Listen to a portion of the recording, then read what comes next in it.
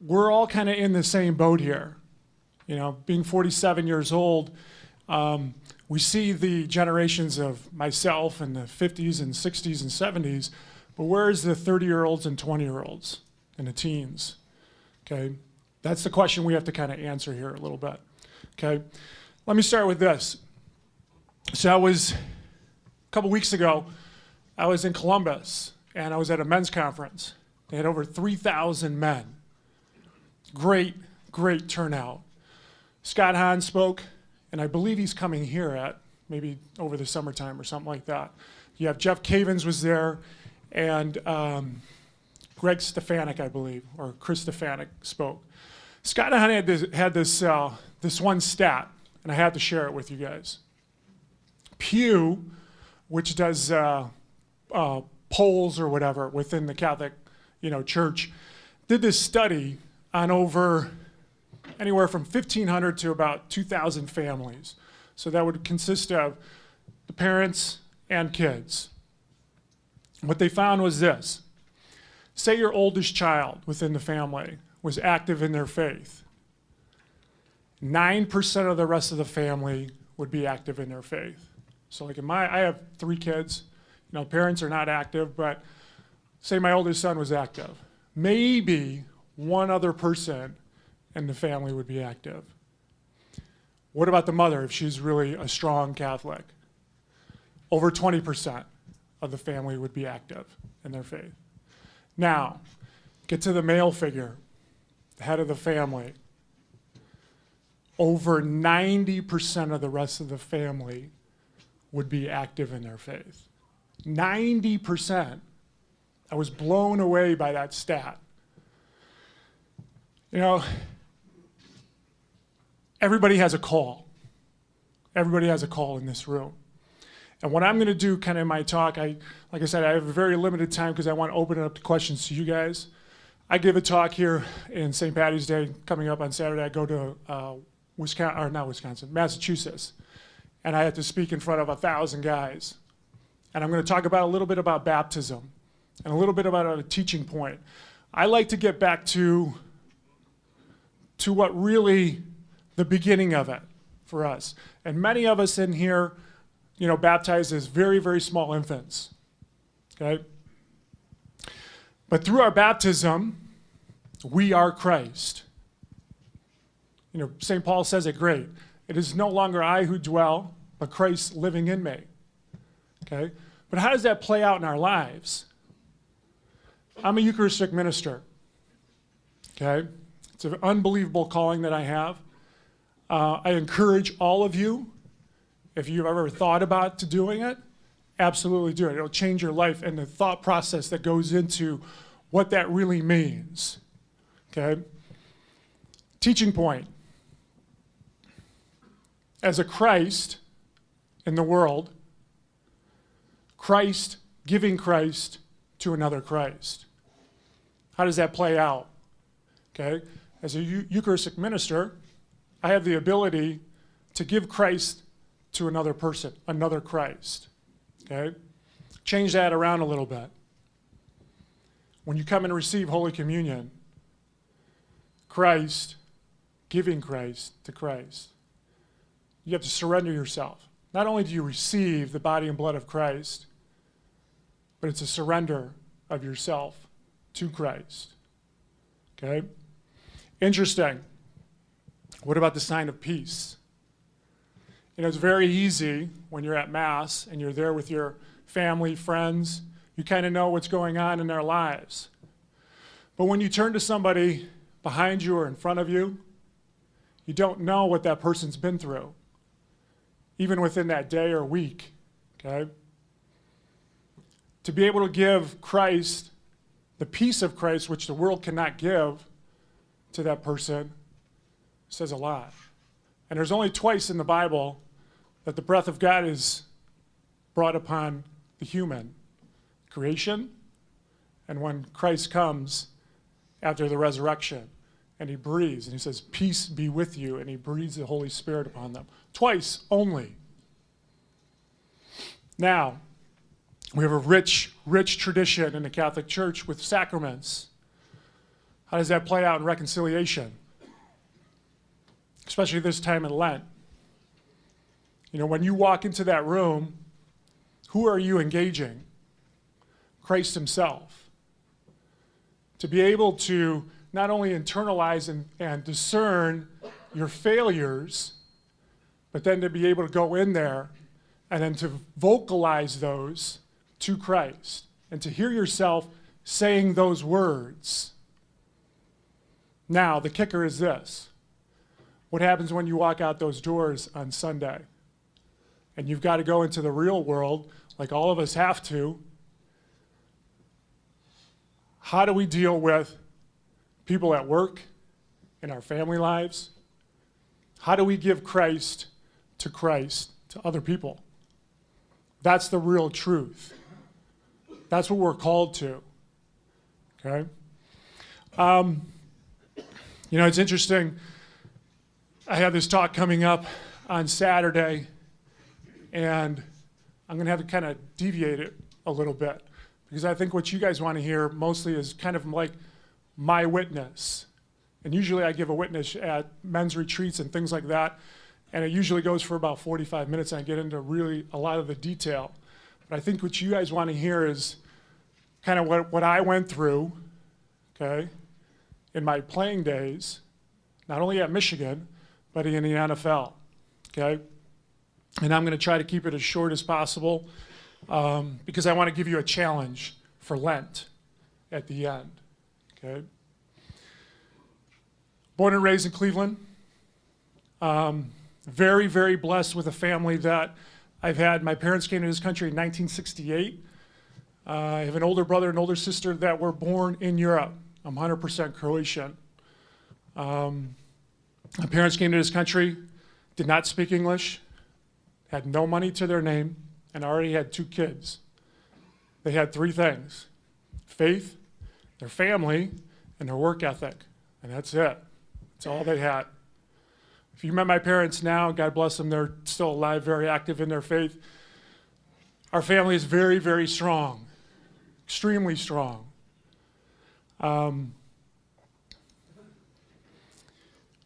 When I was 10 years old, okay, and I don't know if I shared this with you guys last night.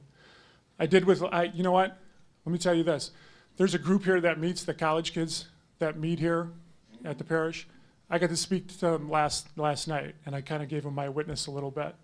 I have a calling, I think, that age group is where my focus is. And I really want to kind of engage that group, that 20-year-olds, okay? Because I do have I have that. I have the 2 boys in college. But anyways, 10 years old, okay? This is where it all started. Easter Sunday morning at my house is going crazy, like a typical house. You know, everybody's getting ready for Mass that morning. I got ready super early, was lying on my bed in my room, and pulled all the crucifix right off the wall. And we're just laying there, contemplating the cross, not knowing how long I was there, maybe 20 minutes, 30, 40 minutes or whatever. And upon reflection, through my spiritual director that I have now, I was able to realize what had happened. Became very emotional, and realized as a 10-year-old kid what Christ had done for me. Kid in Cleveland, Ohio, Elvis Grbac. What he did on the cross for me, that I could never repay him. And sat there for how long, just contemplating that and realizing it. But upon reflection, knowing this, that the Holy Spirit came upon me and planted a seed within me, knowing I think God understood where my life was going to go for some years. And that seed that was planted, bearing fruit somewhat now and continuing now. Okay? Went on into high school, very typical, good athlete. I wish my grades were better.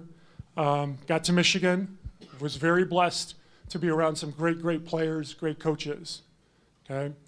That's the one thing, if I could say anything about my career and things like that, I was around good people. From Bo to Gary Muller to Les Miles, Cam Cameron. San Francisco, I was with Bill Walsh, Mike Shanahan, George Seifert, Pete Carroll, you name it, I've had them all. I was around good people. I want to stress this to you. Through that period of, let's say, a good solid 20 years, okay, and I always want to kind of bring this up, is that faith, there's a reason why everybody's in this room, okay, not to hear me talk, okay, but there's an echo within you, God calling you to your faith, and it has to be recognized. And the ordering has to be correct. And I say this for a good reason. Because if we put faith first, which is our true calling as disciples of Christ, family second, and then what you do for a living, what I did for a living for a long time. However, what happens in this room?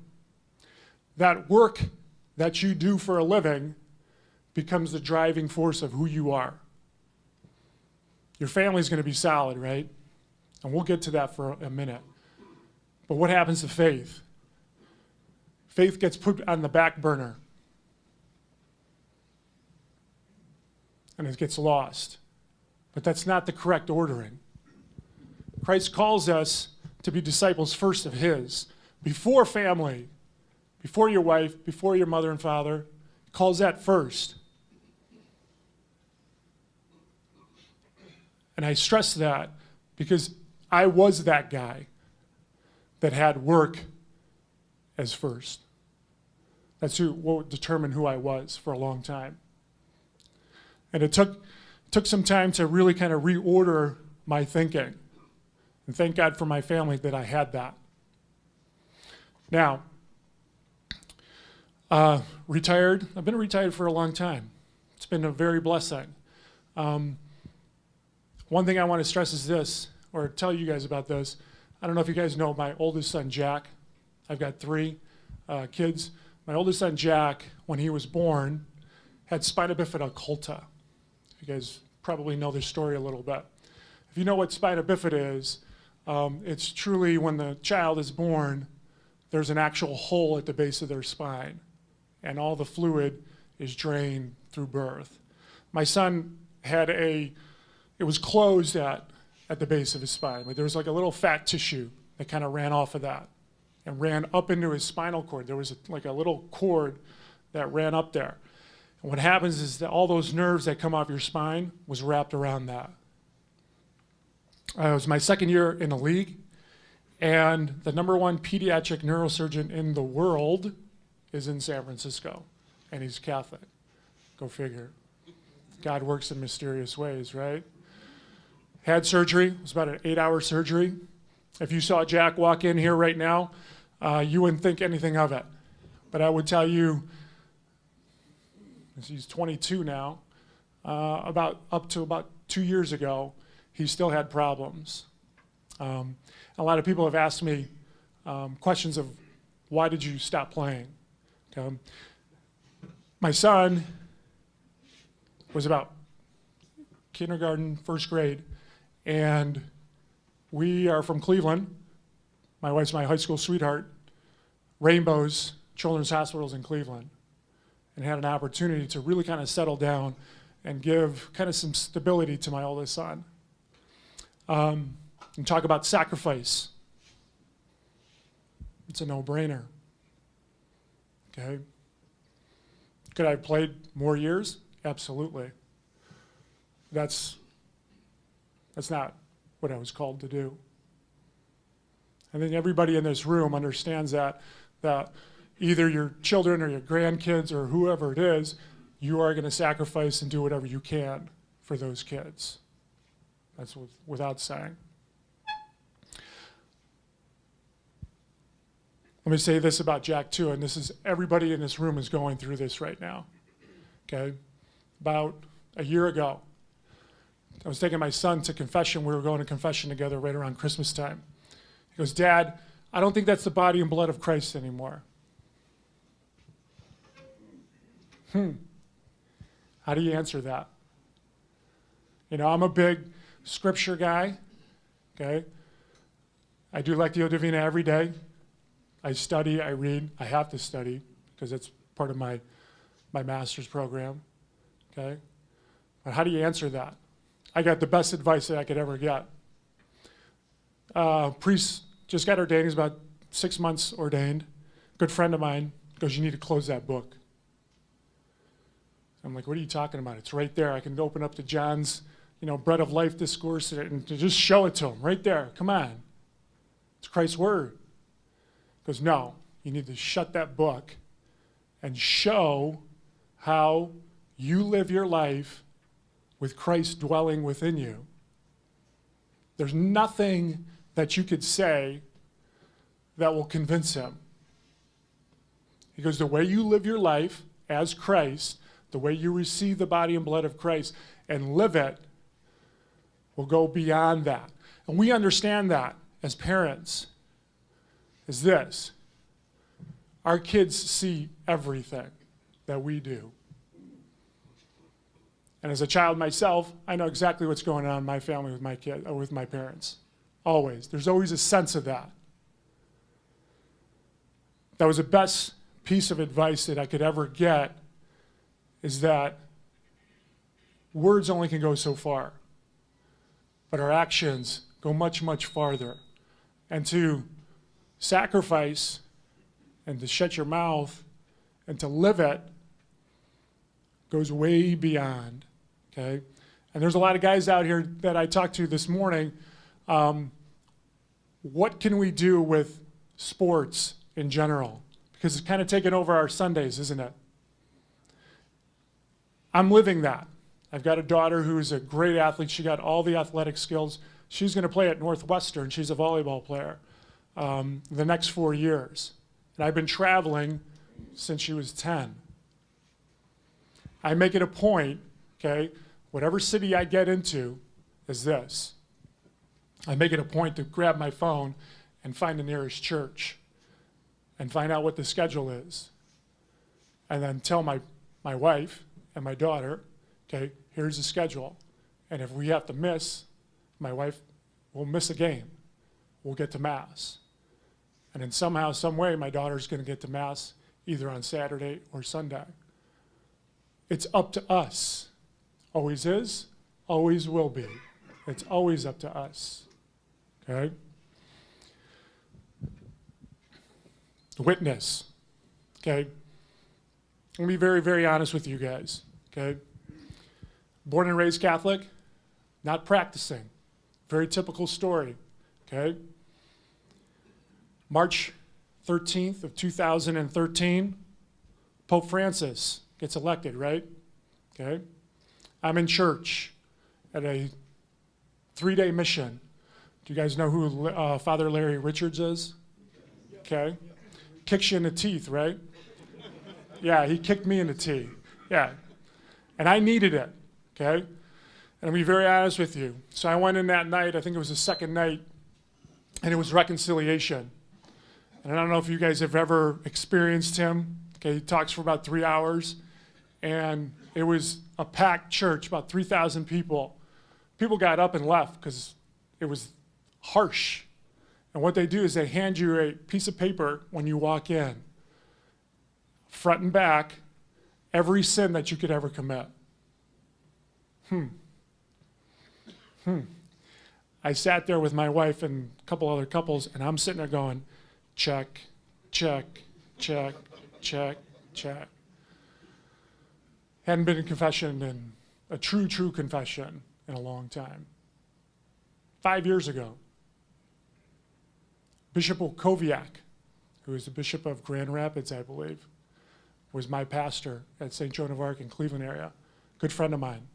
I went to him in a room like this, in a corner, and sat in a corner with a line of like 20, 30 people behind me, 10 feet from me, and spilling my guts out. I never looked back after that. That took a lot. I took a year of kind of reflection and discernment to the point where I called guys that I played with at Michigan in high school and asked for forgiveness of my past. It was the greatest thing I've ever done. Now, I'm in Washington, D.C., Easter weekend of all things for volleyball. So I've been to Washington, D.C., and I've been to Chicago. Yeah, demanding, right? Holy Week. And you're traveling with your daughter to play volleyball. Go figure. I'm in D.C. about a year after that, 2014. And I go to Mass on Friday. You venerate the cross, right? For some reason, they had left the cross on the front step. And typically they don't do that. They clear out the entire, sanctuary area. Everything is either covered or, gone. But for some reason, they left it there. Everybody had left after Mass, and I sat there for about 20, 30 minutes, contemplating like the cross like I was 10 years old, not knowing it. The only thing that I could say is that I love you, Lord. That's the only thing that I could say to him. And to actually come to say that, especially for me, coming from the family that I kind of grew up in, those words were not spoken to me from my parents. It was shown to me, but never really spoken. So those words have kind of there's a deep, deep meaning to that. And what I realize is this, and even last night, the guy who runs the college program here says, only when you realize that you have a relationship with Christ do you really understand what your faith is. And it really kind of hit me pretty hard. Because I think that's really the key that I think we're all kind of thinking about here. Is that I think there's a reason why we're here, for that relationship, to continue to grow. And how do we pass that on to the next generation? Is it the way like my parents go to Sunday Mass and do just what you're supposed to? No. That's part of it. The other part is creating that relationship and showing that relationship how that dwells within you. So that can be a sign to that younger generation. And then being able to speak about it. I'm extremely, extremely impressed about this group that shows up here every Wednesday morning. I don't have this at my parish, but I want to have this because the key is us, 90%. And the more that we can grow in our faith in that relationship and then be able to tell our kids about it, and that's the key, men, is that it's good to be here and doing this. But then what happens when we go to our families? Are we praying with our families? Are we spending time with our families and talking about Christ and that relationship? That's the true challenge. And yeah, what's going to happen? Dad, what are you, a Bible thumper now? Right? You're going to get challenged. How are you going to stand up for Christ? That's truly the key. Okay? I want to leave this with you. And I'm teaching young kids, and I teach at the parish. I have older groups too. Lenten season, okay? This is the challenge I want to leave with you. We as Catholics, we get to the cross, And that's a good thing. We truly understand what Christ has done for us. And we try to live that, okay? My challenge is this to you, to look beyond that cross, okay? Do you truly believe that Christ rose from the dead and is alive today?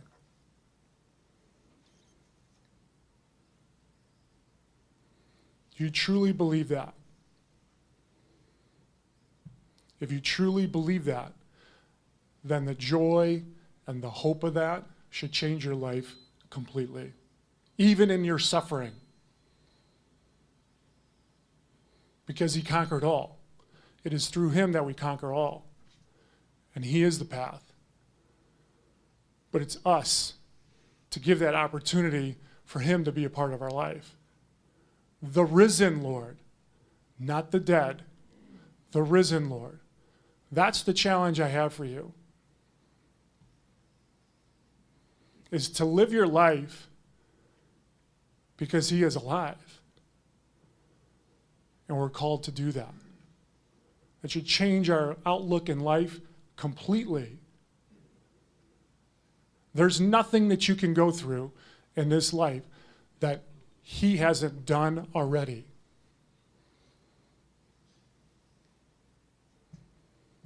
And as us men, 90% having an opportunity not only to grow in that relationship, but then to share it. Not just in this room, but in the world out there. That's what we're called to do. Thank you, guys. Appreciate it. Thank you.